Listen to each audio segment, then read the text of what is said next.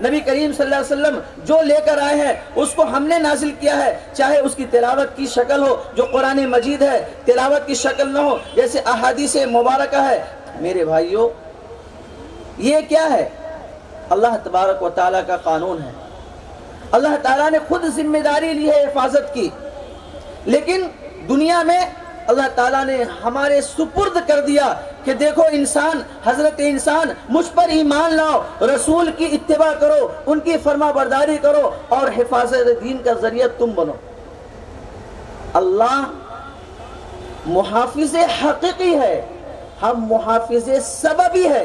اللہ ہمیں سبب کے طور پر استعمال کر رہے ہیں، اللہ ہمیں سبب کے طور پر استعمال کر رہے ہیں، چنانچہ ہم محافظ ہوئے۔ اور محافظ کا کام کیا ہوتا ہے؟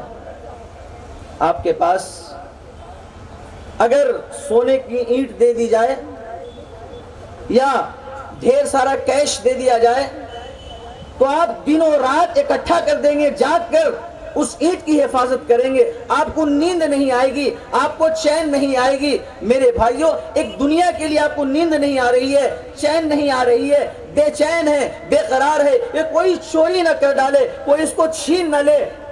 یہ اللہ تعالیٰ نے شریعت تو سب سے بڑی نعمت دی ہے، شریعت سے بڑھ کر کوئی نعمت نہیں ہے، اسلام سے بڑھ کر کوئی مذہب نہیں ہے۔ ان الدین عند اللہ اسلام، مذہب اگر کوئی بھی دنیا میں ہے تو ایک ہی مذہب ہے، اور یہ مذہب، یہ شریعت یونیورسل ہے۔ It will last at the last day, یہ شریعت ہمیشہ کے لیے ہے اور ہمیشہ تک رہے گی۔ لاسٹ آف ججمنٹ، قیامت کے دن تک، قیامت تک یہ شریعت قائم و دائم رہے گی۔ میرے بھائیوں، یہی وہ شریعت ہے کہ جس کے بارے میں قرآن مجید نے تو یوں فرمایا، ہم حفاظت کریں گے۔ صرف اللہ کے احکام کی حفاظت نہیں، نبی اللہ تبارک و تعالیٰ نے اس کے ضمن میں نبی کریم صلی اللہ علیہ وسلم کی تعلیمات کی بھی حفاظت کی ذمہ داری لی ہے، چونکہ یہ شریعت الہ کی شریعت ہے، اللہ کی شریعت ہے۔ یہ قانون جو ہے اللہ کا قانون ہے، اوپر کا قانون ہے۔ محمد صلی اللہ علیہ وسلم یہاں کے نہیں، محمد صلی اللہ علیہ وسلم اللہ کے بھیجے ہوئے رسول ہے۔ آپ کا عمل دنیا کا عمل نہیں، آپ کا عمل تو ہوتا ہے وما ينطق عن الهوى، آپ تو اپنے سے کچھ بول نہیں سکتے، بولتے بھی ہیں تو اللہ کے حکم سے بولتے ہیں، سوچتے ہیں تو اللہ کے حکم سے سوچتے ہیں۔ یہ ہے شریعت، اس کی حفاظت کی ذمہ داری ہم حضرت انسان کو اللہ تبارک و تعالیٰ نے سونپا ہے۔ شریعت کی اتنی بڑی ذمہ داری ہے، اب شریعت کی حفاظت ہم کریں کیسے؟ سب سے بڑا مسئلہ پیدا ہوتا ہے، آخر یہ ضرورت کیوں پیش آئی، یہ جلسے میں کیوں کرنے پڑ رہے کہ شریعت کی حفاظت کرو؟ کیا ہمارا نام محمد نہیں؟ کیا ہمارا نام عبداللہ نہیں؟ کیا ہمارا نام عبد الرحمن نہیں؟ کیا ہمارے نام انبیاء کے نام نہیں؟ انبیاء کے نام سے منسلک کرتے ہیں، تمام انبیاء پر ایمان لاتے ہیں۔ میرے بھائیوں، آج ضرورت اس لیے پڑی ہے کہ ہم ڈائیورٹ ہو گئے ہیں۔ جو راستہ صراط مستقیم جو قرآن مجید میں پڑھتے ہیں، اہدنا الصراط المستقیم، کہ اے اللہ ہمیں سیدھے راستے کی رہنمائی کرے، تو ہم سیدھے راستے سے ہٹ چکے ہیں، ہمارا راستہ کچھ اور ہو گیا ہے۔ ہم یہودیت کی طرف جا رہے ہیں، نصرانیت کی طرف جا رہے ہیں، کفرستان کی طرف جا رہے ہیں، شرک کی طرف جا رہے ہیں، بدعات کی طرف جا رہے ہیں۔ جس راستے کی نبی کریم صلی اللہ علیہ وسلم نے رہنمائی کی، جس راستے کے بارے میں اللہ تعالیٰ نے ہمیں مکلف بنایا، اطیعوا اللہ و اطیعوا الرسول، اللہ اور رسول کی اتباع کرو، وَأُولِي الْأَمْرِ مِنْكُمْ، اور اولو الامر کی اتباع کرو۔ اور اللہ تبارک و تعالیٰ نے فرمایا مَن يُطِعِ اللَّهَ وَرَسُولَهُ فَقَدْ فَازَ فَوْزًا عَظِيمًا، اگر تم کامیابی چاہتے ہو تو رسول کی اتباع کر لو، اللہ کی اتباع کر لو، تب تم مومن کہلاؤ گے۔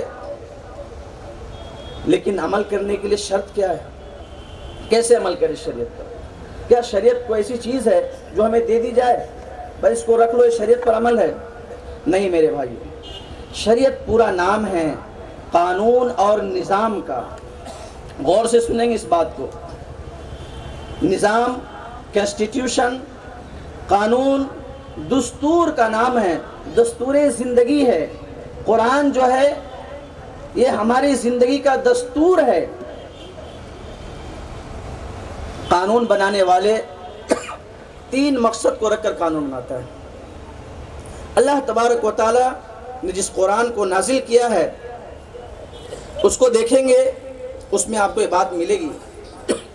مقاصد کیا ہے؟ مقصد نمبر 1 مقاصد ضروریہ، مقاصد حاجیہ اور مقاصد تحسینیہ۔ مقاصد ضروریہ جیسے نماز ہے، روزے ہے، حج ہے، زکوٰۃ ہے، یہ ضروری مقصد ہے. اور مقاصد ضروریہ کی 5 قسمیں ہیں. مقاصد ضروریہ کی 5 قسمیں ہیں. حفاظت دین سب سے پہلا مقصد ہے، حفاظت دین کی حفاظت. نماز پڑھنا، روزے رکھنا، حج کرنا، زکوٰۃ دینا. قرآن کہتا ہے اقیموا الصلاۃ وآتوا الزکاۃ. نبی کہتے ہیں بنی الاسلام علی 5: شہادت اللہ الہ الا اللہ واقام الصلاۃ وایتاء الزکاۃ وصیام شہر رمضان والحج. نبی صلی اللہ علیہ وسلم فرما رہے ہیں سب سے پہلے دین کی حفاظت، اور دین کی حفاظت کے لیے ان تمام مراحل سے آپ کو گزرنا پڑے گا، اس کی پابندی کرنی پڑے گی. آگے چلے. حفاظت نفس. حفاظت نفس کیا چیز ہے؟ اس کو قرآن میں ذکر کیا اللہ تبارک و تعالیٰ نے. کتب علیکم القصاص فی القتل الحر بالحر والعبد بالعبد والانثى بالانثى. تمہارے جان کی حفاظت اللہ تبارک و تعالیٰ لیتا ہے، اسی لیے شریعت میں قصاص ہے. اگر تم کسی قتل کرو گے اس کے بدلے میں تم کو قتل کیا جائے گا. کتنا بہترین قانون ہے. حفاظت جان، حفاظت نفس. اور ایک ہے خواہش کی حفاظت. وہ کیا ہے؟ وہ ہے وَأَنْكِحُوا الْأَيَامَ مِنْكُمْ وَالصَّالِحِينَ مِنْ عِبَادِكُمْ وَإِمَائِكُمْ. تم اپنے میں سے جو جوان لڑکی ہیں اور لڑکیاں ان کی شادی کر دو. إِن يَكُونُوا فُقَرَاءَ يُغْنِيهِمُ اللَّهُ مِنْ فَضْلِهِ. اگر ان کے پاس کچھ نہیں ہے تو اللہ اپنے فضل سے کیا ہے اس کو غنی کرے گا، اس کو مال دے گا. دیکھیے یہاں پر اللہ تبارک و تعالی ہمارے نفس کی بھی حفاظت کی ضمانت قرآن مجید میں لیتا ہے. ایک نماز، ایک نفس اور ایک خواہش کی حفاظت مال. اللہ تبارک و تعالیٰ نے قرآن مجید میں تجارت کے بارے میں ذکر کیا ہے، لین دین کے بارے میں ذکر کیا ہے. وَابْتَغُوا مِن فَضْلِ اللَّهِ. اس کا کیا مطلب ہے؟ اللہ کے فضل کو تلاش کرو، یعنی زمین میں گھومو پھرو، اللہ کے رزق کو تلاش کرو. اور ایک لاسٹ میں ہے حفاظت مال. زراعت ہے، لین دین ہے، کھیتی باڑی ہے، بیع و شراء ہے. یا ایھا الذین آمنوا اذا تداینتم بدین فاکتبوہ. کہ جب تم آپس میں لین دین کرو تو اس کو لکھ لو. شریعت یہ مجموعہ رکھتی ہے میرے بھائیوں، ہم کو پوری زندگی کا مدار بتاتی ہے. نماز کی حفاظت، ہمارے جان کی حفاظت، ہمارے نفس کی حفاظت، ہمارے خواہشات کی حفاظت، ہمارے مال کی حفاظت، سب کا حکم قرآن الگ ترتیب دیتا ہے. اور ایک ہے مقاصد تحسینہ اور ایک ہے مقاصد حاجیہ. مقاصد حاجیہ کیا ہے؟ مقاصد حاجیہ وہ ہے کہ اصل تو مقاصد ضروریہ ہے نماز وغیرہ، لیکن مقاصد حاجیہ کے بغیر وہ نہیں ہو سکتا ہے. اس کی مثال نماز اور وضو. اگر آپ نے نماز پڑھنے کے لیے مسجد چلے گئے اور وضو نہیں کیے تو کچھ بھی نہیں ملے گا. تو وضو شرط ہے نماز کے لیے. اگر آپ نے نماز پڑھی وضو نہیں کی تو آپ کی نماز ہی نہیں ہوگی. یہ مقاصد حاجیہ ہے جہاں ضرورت پڑتی ہے ہمیں اس کے مطابق زندگی. ایک مقاصد تحسینیہ ہے. مقاصد تحسینیہ کیا ہے؟ نہ تو اصل کے لیے ضروری ہے، نہ حاجیہ کی ضروری ہے، لیکن اس کی ضرورت پڑتی ہے. اس کی مثال آپ اپنی زندگی گزارنے کے لیے کھانا پینا کھائیں، کھڑے ہو کر کھا سکتے ہیں، بغیر دسترخوان بچھا کر کھا سکتے ہیں، بغیر بسم اللہ پڑھے کھا سکتے ہیں. لیکن شریعت کیا کہتی ہے؟ بسم اللہ پڑھ کر کھاؤ، دسترخوان بچھا کر کھاؤ. کیوں؟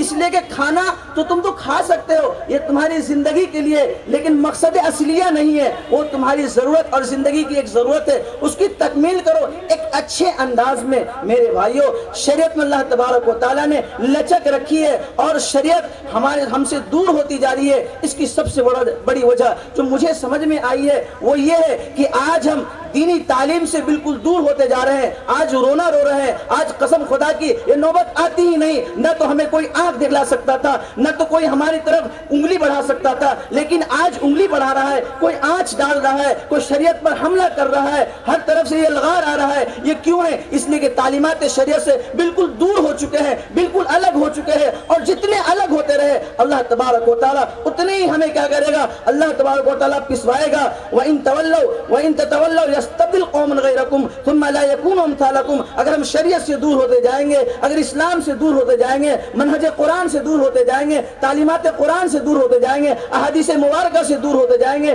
سیرت نبویہ سے دور ہوتے جائیں گے، اللہ اتنا دور پھینک دے گا، اتنا دور پھینک دے گا کہ تم واپس نہیں آؤ گے. اللہ ایسی قوم کو لائیں گے جو تمہارے جیسے نہیں ہوں گے. ومن یرتد منکم عن دینہ فسوف یأتی اللہ بقوم یحبهم ویحبونہ. اگر تم دین سے اگر ذہنی ارتداد کرو گے، اگر تم قولی ارتداد کرو گے، آج دیکھ لو، آج تو اسلام پر ایک مسلمان سوال کرتا ہے، ارے طلاق کا تصور کیسے، ارے اطاعت کا تصور کیسے، ارے اس طرح سے فسخ نکاح کیسے ہو گیا.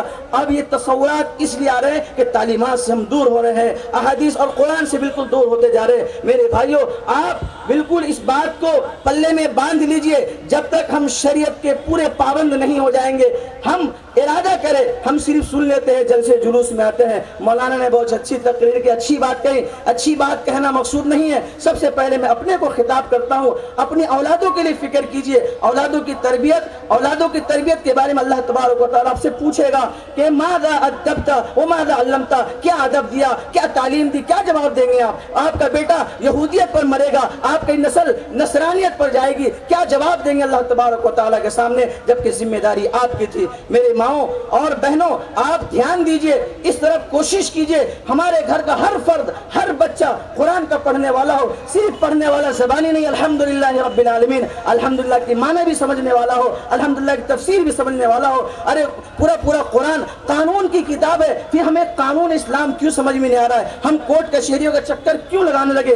حکومت مجبور ہوئی، جب ہم الگ ہوں گے حکومت آئے گی. وہ زمانہ یاد کیجئے جب اسلام کو جگہوں سے مٹایا گیا. کیوں؟ لوگ دور ہوتے گئے، ہم دور ہوتے جائیں گے، اللہ بہت دور پھینک دے گا اور شریعت میں مداخلت یہ عام چیز بن جائے گی. اس لیے شریعت میں مداخلت کے روکنے کا سب سے بڑا عمل یہ ہے کہ اپنے آپ کو دینی علوم سے، اللہ کے علوم سے، نبی کے علوم سے آراستہ کرے، پیراستہ کرے. اپنے عمل کو، اپنے کردار کو، اپنے اخلاق کو، اپنے رہن سہن کو، اپنی شادی بیاہ کو، اپنے معاشرت کو اور اپنی عبادات کو سنواریے، اس کی کوشش کیجئے.